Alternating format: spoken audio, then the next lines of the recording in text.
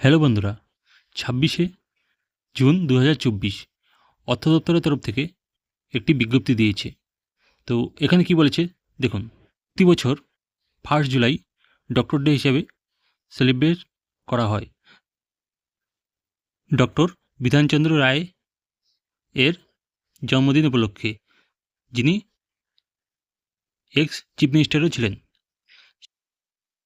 West বেঙ্গলের 1 July half day বা অর্ধ দিবস ছুটি ঘোষণা করেছে।